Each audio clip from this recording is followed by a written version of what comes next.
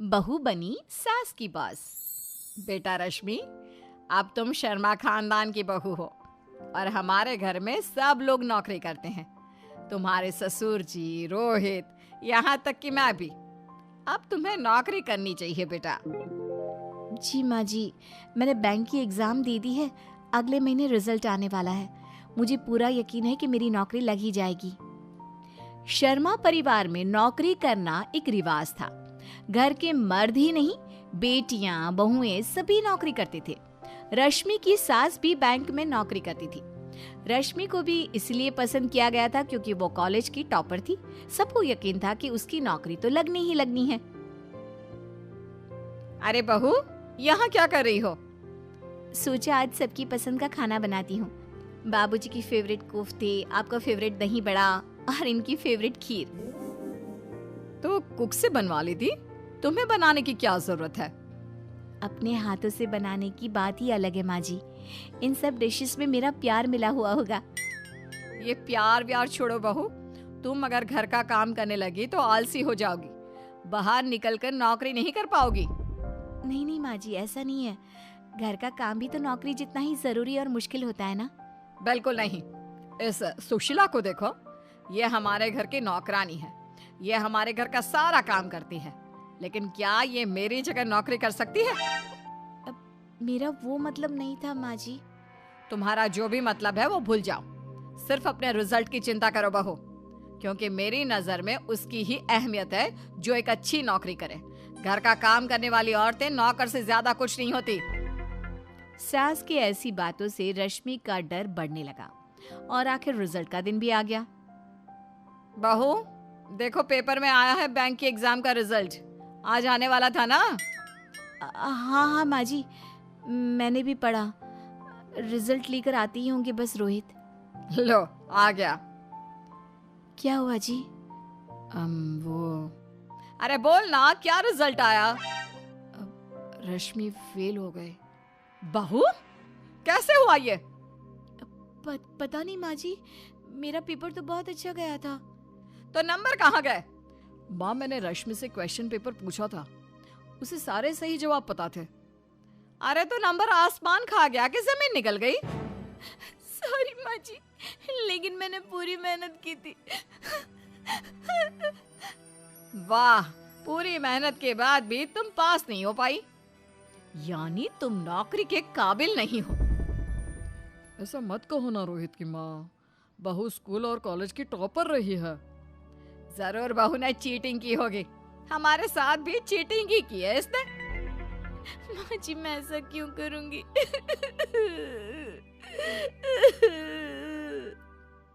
बेचारी रश्मि, एक तो फेल होने का दुख, ऊपर से सास के ऐसे ताने। वाह बहू, आज तो खाना बहुत ही स्वादिष्ट बना है। थैंक यू बाबूजी। हाँ, सालों बाद ऐसा खाना खाया है। क्यों माँ? वाकई किसी बाई ने कभी इतना अच्छा खाना नहीं बनाया। मैं तो कहती हूँ कुक की जगह बहू को नौकरी दे देते हैं। ये क्या कह रही हो तुम? ठीक है तो कह रही हूँ, बहू की नौकरी तो लगने से रही, और कुछ करेगी नहीं तो नौकरों को जो पैसे देते हैं वो बहू को दे देंगे। रश्मि रोती हुई अपने कमरे में चली गई। माँ, क्यों इतने ताने मार रही हो उसे? वो पहले ही दुखी है अपने रिजल्ट से। दुखी तो मैं हूँ कि ऐसी नाकारा बहू मिल गई मुझे। अरे बस भी करो तुम अब। रोहित बेटा, जा बहू को समझा, रो रही होगी बेचारी। रश्मि, तुम माँ की बातों का बुरा मत मानो, उन्हें बहुत बुरा लगा है ना, इसलिए। तो मुझे बुरा नहीं लग रहा क्या? 2 साल से तैयारी कर रही थी एग्जाम की, लेकिन माँ जी को वो नहीं दिखा, बस मेरी इंसल्ट ही करती रहती है। अरे तो फिर से एग्जाम की तैयारी करो ना, इस बार और मेहनत करना, मैं तुम्हारी मदद करूंगा। मुझे जो करना होगा कर लूंगी। पैसे भी तुम्हारी माँ ने मुझे नौकरी दे दी है ना, घर की बाई की। रश्मि दुखी थी। वो घर का सब काम करती और बाकी वक्त अपने कमरे में बंद रहती, लेकिन सास उसके इंसल्ट करने का मौका ढूंढ ही लेती। तो कौन सी कार लेनी है? मेरे हिसाब से तो ये कार बेस्ट है पापा। क्यों माँ? कार ऐसी होनी चाहिए जिसमें पूरा परिवार आराम से बैठ पाए। ये लीजिए चाय। बहू तुम भी तो अपनी पसंद बताओ। जो आप लोगों को ठीक लगे। अरे लेकिन तुम्हें क्या पसंद है, कलर भी बता दो बेटा। रहने दीजिए ना, घर के फैसले वो लोग करते हैं जो कमाते हैं, जिन्होंने दुनिया देखी है। सही कहा मम्मी जी, मैं तो नौकरानी हूं ना, मुझे क्या पता दुनिया का। ये कहने की कोई जरूरत नहीं है। तुम में काबिलियत नहीं थी, इसीलिए तुम्हारी नौकरी नहीं लगी, और तभी तो घर का काम कर रही हो। हाँ, कॉलेज तो मैंने बिना काबिलियत के ही टॉप कर लिया था ना। रट्टा मार कर तो कोई भी टॉप कर सकता है, नौकरी सबके बस की नहीं। तुम वो करो जिसके काबिल हो। शाम के खाने की तैयारी। सास के ताने रश्मि के दिल पर तीरों की तरह लगते थे। आखिर ये कब तक चलेगा? माँ पापा, ये लीजिए, मुंह मीठा कीजिए। ये मिठाई किस खुशी में बेटा? पापा, रश्मि की जॉब लग गई है। क्या? कैसे? कब? आज ही ज्वाइनिंग लेटर आया है। शाबाश बहू, बहुत बहुत बधाई हो। थैंक यू बाबूजी। लेकिन तुमने पहले क्यों नहीं बताया? तैयारी कब की? मैं घर का काम करने के बाद तैयारी करती थी, और मैं चाहती थी कि सब पक्का हो जाए, तभी आप लोगों को बताऊं। चलो, नौकरी तो मिली। वैसे पोस्ट क्या मिली है? आप ही के बैंक में रश्मि आपके बैंक की मैनेजर बन गई है। क्या? वो वाह बहू, तुम तो अपनी सास की बॉस बन गई हो। रश्मि की जॉब लगने पर सभी खुश थे, सिवाय सासू माँ के।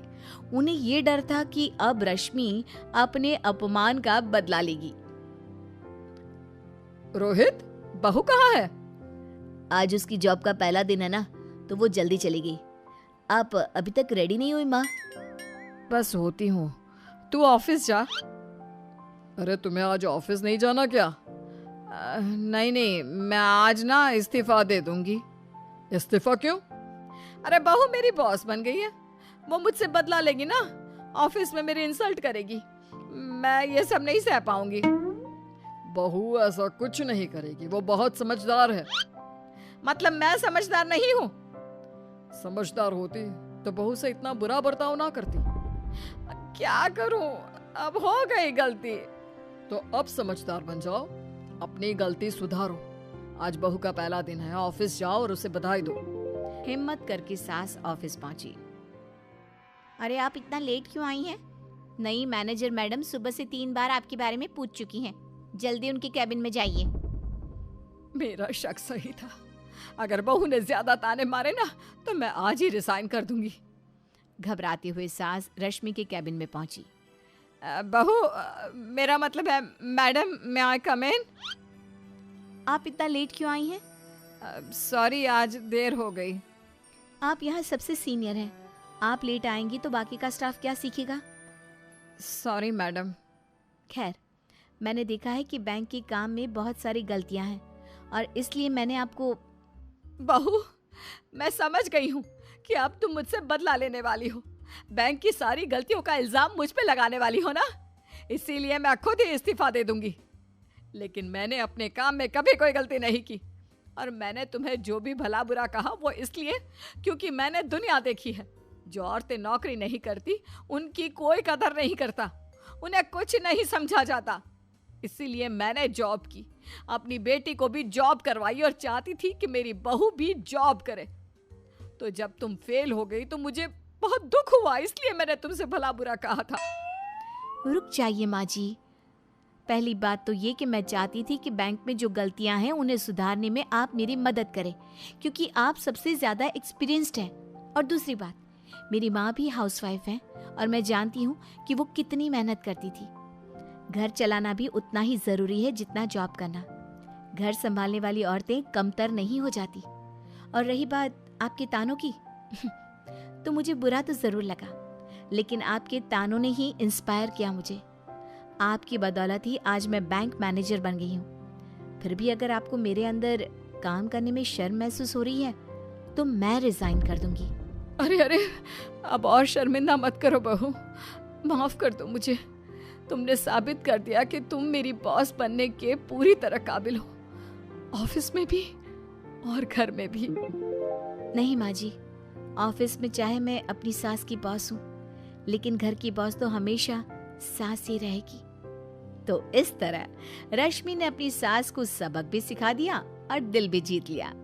महिला चाहे घर संभाले, ऑफिस या पूरा देश, वो हर काम में सम्मानीय होती है।